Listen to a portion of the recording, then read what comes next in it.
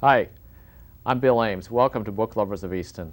Our usual host, Lauren Schwartz, cannot be with us this evening, so I'm here in charge of the show. And we're very lucky to have with us one of Easton's leading filmmakers, if not the leading filmmaker, Gino del Guercio.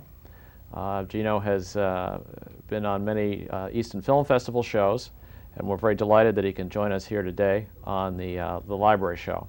The library show, as you know, is on every Monday night at 8 o'clock. We interview book lovers of Easton, many people in Easton who are avid readers and users of the library, and oftentimes perhaps are not users of the library, but people who like to read and like to share with us some of their thoughts on their favorite books. Tonight, as I say, we're very lucky to have Gino with us. Gino, I'd like to welcome you to the show. Thanks, Bill. Great you could be here. Why don't you just tell us quickly about where you live in Easton and your family, and then we'll get right to the book. Sure. Well, I've lived in Easton since 1985. I live on the corner of Center and Short Street in a little antique cape. And I'm originally from New York, but I moved up here to go to college, and I never left. Great, great. So reading is an integral part of your life, eh? Oh, yeah. I've always really enjoyed reading, and I don't get enough time to read books these days, but I've always got something in my book bag, especially when I'm traveling and things, and I really get a lot of enjoyment out of it. Well, your work in making documentary films clearly gets you involved in the world of research. Oh, absolutely. A lot of my reading has to do with material that I'm working on for films. In fact, this book that I'm going to be talking about today is a book that's related somewhat to the film, and is a way of me getting involved in the subject and sort of getting excited about it. As I recall, we'll certainly get right to the book, but I think your project is something to do with the Arctic Circle. And, right, yeah. It's a film called Searching for Greely, and it's about the worst Arctic disaster in American history. Oh. Adolphus Greely in 1881 went to the Arctic to establish the first American research base there, and took 26 men with him and returned with 6. 4 years later, when the federal government basically screwed up and wasn't able to send rescue ships.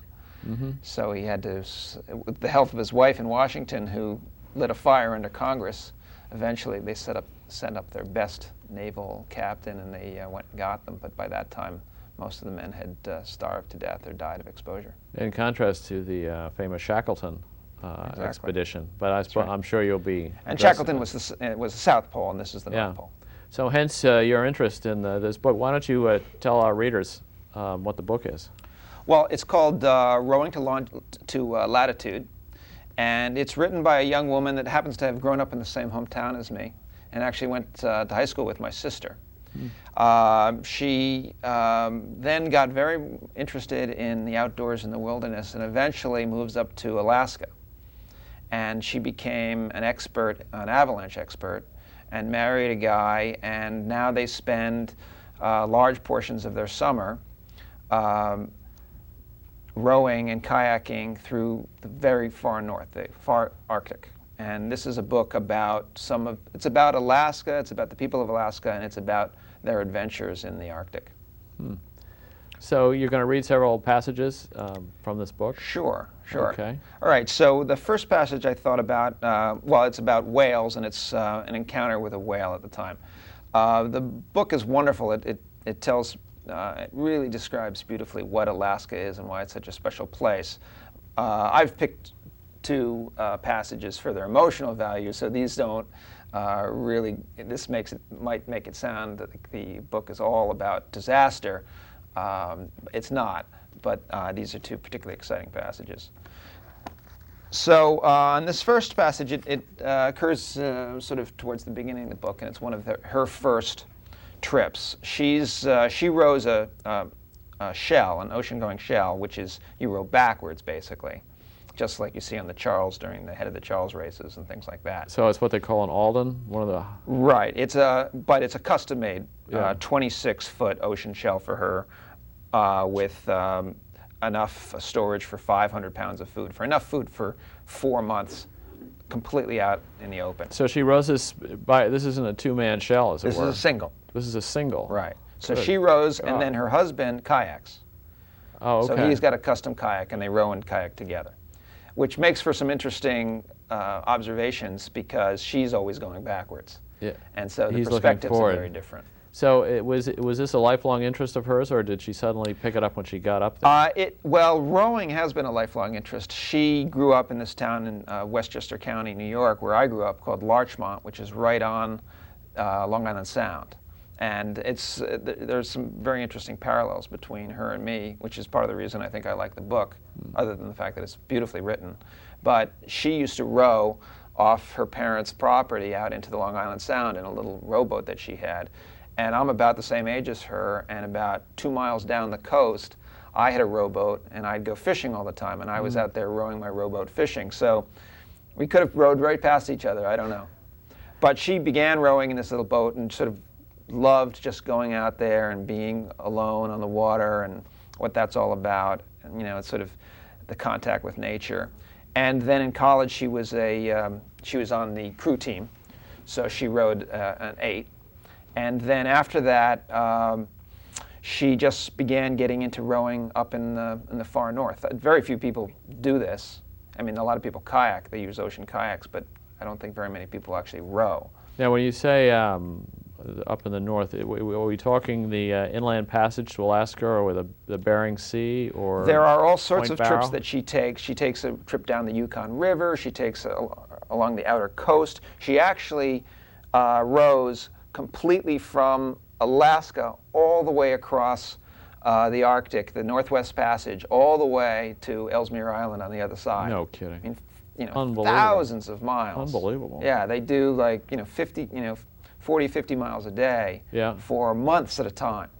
You know, 12 hours a day. It's amazing. She describes what happens, the transition that occurs in her body after she's been rowing for about a month. Does she talk about meeting some animals too, the polar bears and all that? Well, those are the two passages I'm going to talk good. about. So I'm going to talk about one about bears and one about whales. This is the first one about whales. Tell him. We sat bobbing in small waves at the edge of a bay 3 miles wide. I was rowing the mothership. The mothership is her big rowboat, 26 feet long. Doug was sealed into his sea kayak. Doug's her husband.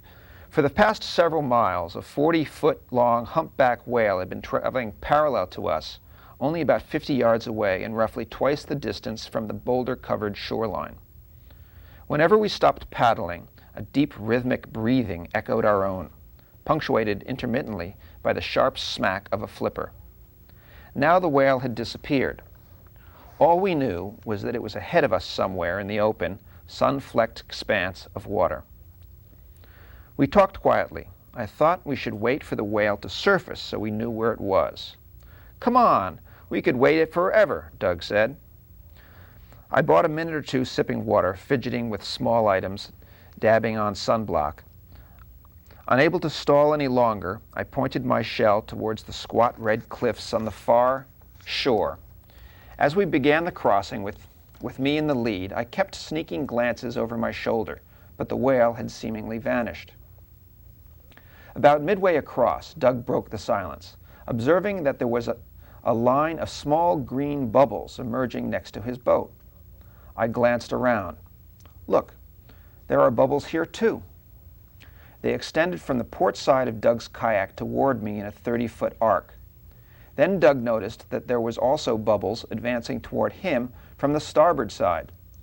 I felt the first flush of fear, accompanying a belated realization that the feeding whale was surfacing right underneath our unfortunately camouflaged blue and green bottomed boats. Humpback whales feed by swimming underwater, releasing a fine veil of bubbles that ring up an area up to 60 feet wide. Fish and other small sea creatures evidently see these bubbles as a net and are herded towards the center, where the whale's cavernous mouth awaits them. We had blundered into this zone. Aghast, we saw a clear bubble, easily the size of a compact car, rising below the little bubbles and directly underneath Doug's boat. Just under this lens of whale breath, and no more than 15 feet below the surface, the dark curve of the whale's body rocketed straight towards Doug like an elevator exploding from its shaft. "Move!" Doug yelled, unnecessarily, as I was already throttling up to full power. With a swoosh, the whale burst from the water exactly where our boats had been a stroke or two before, right through the ripple marks left by our blades. In the time I took to blink, the whale's head reversed direction, arcing downward. It punctured the water less than 2 boat lengths from me, and half the distance from Doug. Water streamed off the massive cold black tail flukes in glistening ribbons. Doug, head down, his tanned face red with effort, was planing towards me faster than I'd ever seen him paddle. Still, he managed to find the breath to instruct, "Take a picture! Take a picture!" "Screw you!" I graciously replied. "I'm getting out of here." And then all that was left of the whale was a crease in the sea, a whirlpool of white foam, and a hint of dankness. God, that's going to be a major motion picture. There's a lot of excitement in this book. It's really, it's excellent.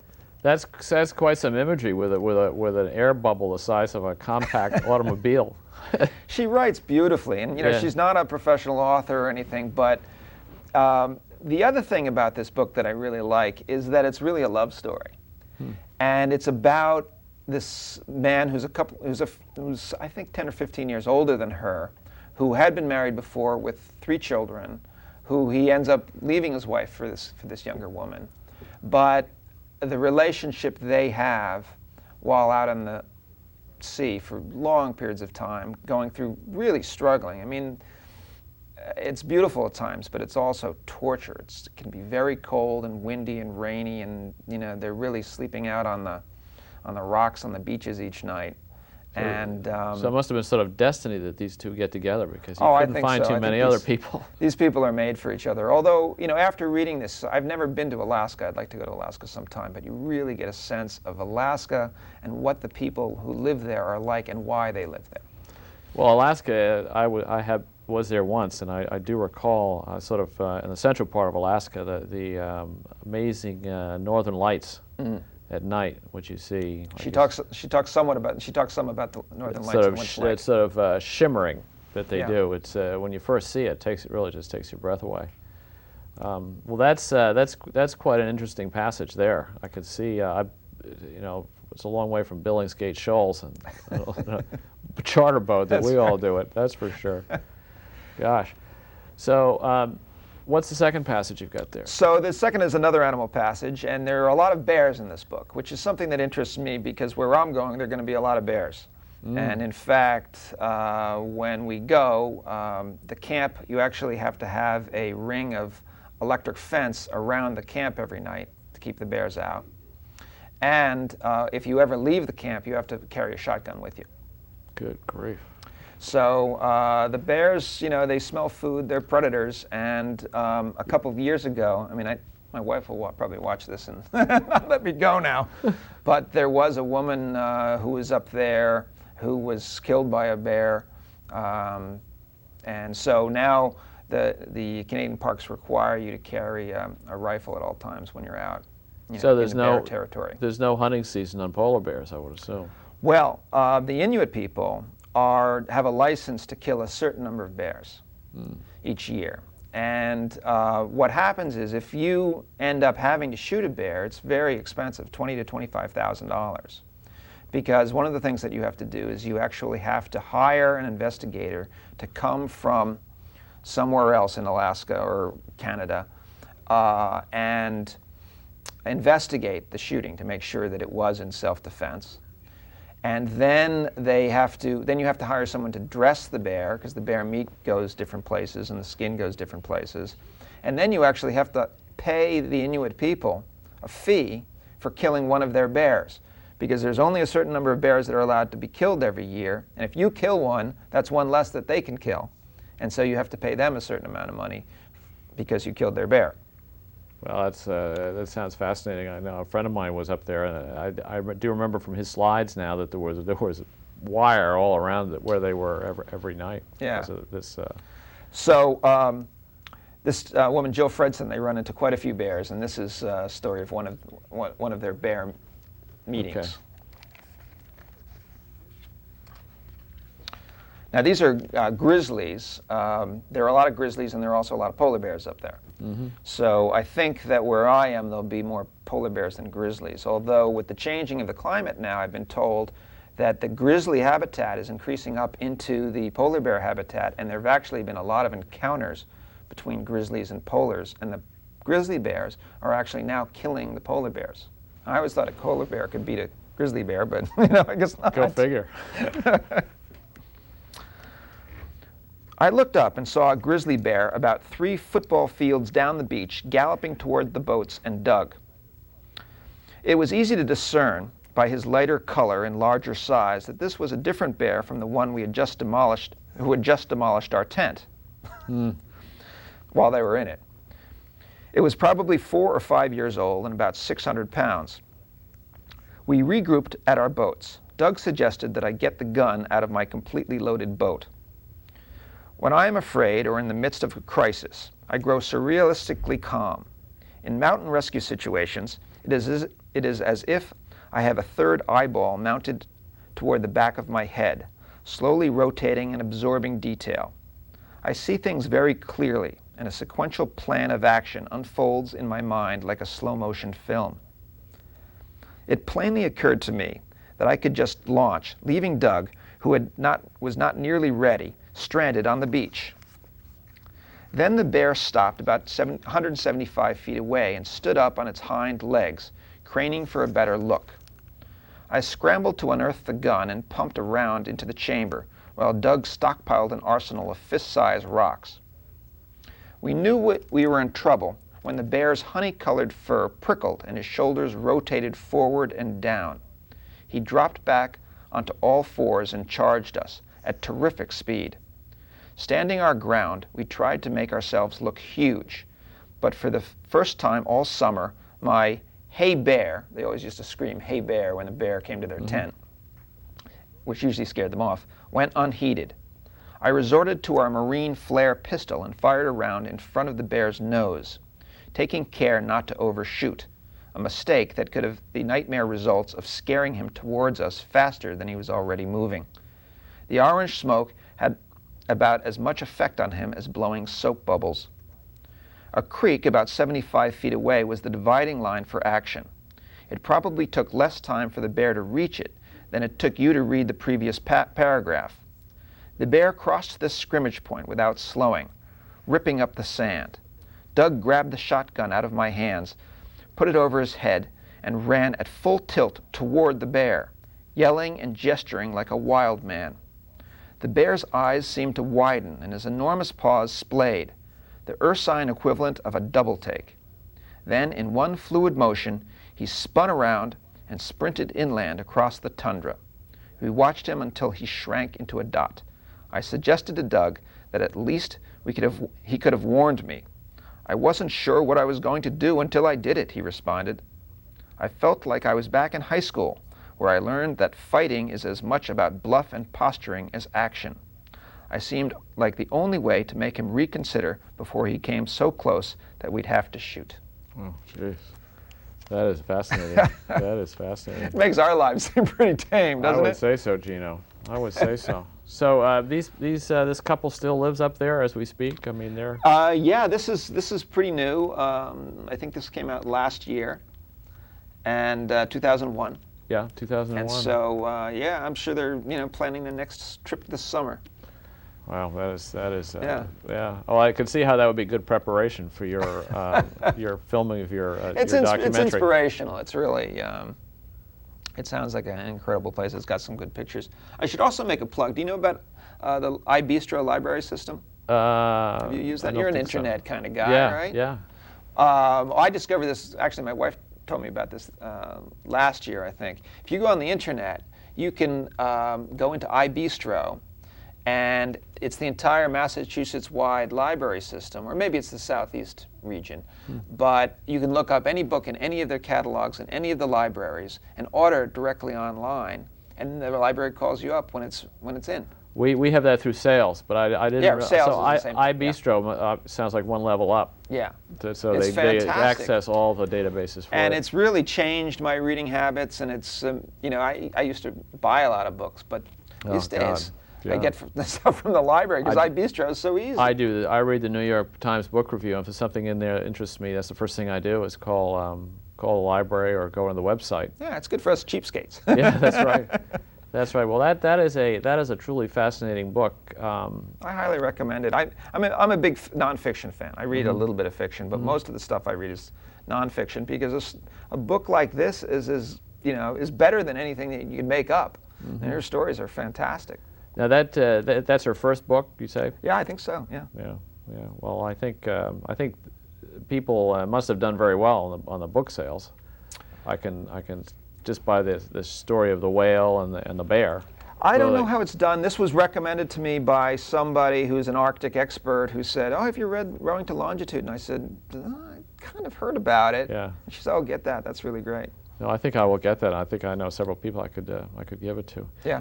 Well, I was in your previous efforts. I know you've done a lot of work on blood research. Yeah. Well, I did a 4-hour series for PBS on the history of blood. So you must have done obviously a lot of reading.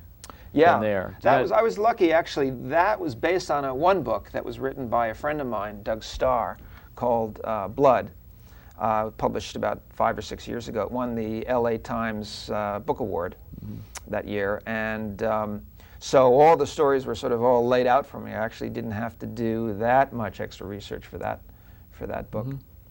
Now, getting to a related subject. I'm trying to think of the other sort of Arctic books that I have read, and I think I've read the book on Admiral Byrd going to the North Pole, which was a very controversial trip, I believe, because there's considerable doubt as to whether or not he made it. Right. Basically, Byrd made it close. It's not clear whether he was, because the North Pole is just on ice. It's on ice. There's no land underneath. It's much harder to sort of figure out where you are and prove that you're there. Sometimes that ice breaks up. Sometimes it's open water, especially recently. There's been open water at the North Pole. So, it's not like you can actually plant a stick and leave it there because it doesn't stay there like it would at the South Pole. I know they've examined the logs of the airplane going up. Because he didn't land, right? I mean, I think his claim to fame was that he just flew over it, flew over it and back. Well, the other big Arctic one, of course, that has fascinated so many people over the years has been the Shackleton expedition, which I'm sure many of our viewers are familiar with. And have you seen the film on that? There's a very good film. I have not seen the film. A good friend of mine produced it, Suzanne Simpson from Nova, and it was done on IMAX. So it's an amazingly beautiful film, and they brought IMAX cameras down to the South Pole and built these boats and actually did a lot of the trip that Shackleton, took. The amazing thing about Shackleton was that he crossed 800 miles of open ocean in a tiny little boat in the southern Arctic, or the Antarctic. Well, I have read a book or two on the Shackleton thing, or looked at a book or two, and I guess one of the things that is so remarkable about his expedition is the amount of photography that was done. I guess they had a photographer on board. And they have film footage. And moving footage? Oh, yeah. I didn't know that. Yeah. I didn't realize that. The film that I'm doing on Greeley, they also had a photographer. So there are a number of even though Greeley was 20 years earlier, there are about 50 or 60 black and white photographs of that expedition and all the men there, and big group photos. That's right. Many of them didn't make it back. And also, who can forget Nanook of the North? That classic, which was I don't know when that was done. Probably in the 30s. Do you think it was a silent movie? Yeah, maybe in the. It was one of the first great. It's considered one of the first great documentaries. Yeah, and that was, I think it was set in Nome, Alaska, and Nanook, as I recall, was one of the village elders who was an experienced guy. I don't know what happened in the end. There's a good modern Arctic film, which is called, I think it's called The Runner, which is shot with Native Inuit people, are all the actors. And it's a ancient story about a group of Inuit who are actually attacked by another group. It's not really a war story, it's sort of more of a personal story, but it presents the Inuit people in a very different light, much more human then we think of them as just sort of these guys with hoods and igloos. Well, just it's there, worth seeing. It's I think for us who live in comfortable ways here, when you look at the way the Eskimos live up there, their diet. I mean, we're not talking fruits and vegetables and things like that. I mean, it's a seriously different diet. Fish, very obviously, high in fat, but they burn enormous. The cold. What I've been told before I go up there is that you can go up there. Don't worry about putting on any weight, because now it's not even going to be that cold up there, but you burn enormous amounts of calories every day just staying warm. So I mean, they eat a very high calorie, high fat diet just to survive up there. Yeah, my friend was stationed up there in the Peace Corps, and I think he thoroughly was impressed with the people. And one of his major contributions was teaching the Eskimos how to make martinis. He said that was a passport to happiness. They were basically a very sober group, but he did get them to. Well, Jill writes a really interesting chapter in here about the Native people and alcoholism and suicide, which is a very serious problem up there. And she tells this one story of a young Native, what do they call them? They call them First Canadians, I think, up in Canada. Native Americans are called First Canadians, I think. But a very sad story about all the social problems that they have up there with the dramatic changes in their social way of surviving. And I think you're certainly, given the Shackleton and how we all follow the Iditarod and various other aspects of the Eskimos and the First Canadians. I think I'm sure your documentary will have a great reception, and thank you for bringing that book for us tonight. I think I'll certainly plan to go out and get it. And tell us what it's called again. It's called Rowing to Latitude by Jill Fredson. Jill Fredson. Okay, very good. So thank you, Gino, for joining us. Yeah, and invite me back when I come back from the Arctic, and we'll get you on the Easton stories. Film Festival show and the book show. We'll get you on both of them. Looking forward to it. So this is Bill Ames for our show, Book Lovers of Easton, which comes to you every Monday night at 8 o'clock. We'd like to thank you very much for joining with us, and many of you out there will be reading books this coming summer, so do stay in touch, and we'd love to have you come on the show and talk about a book that you may have read that you find is particularly interesting. So once again, thank you very much for joining us, and thanks to you, Gino. Thanks, Bill. For taking the time to come and see it. us. Thank you. That looks like a fascinating book. I really enjoyed it. Really.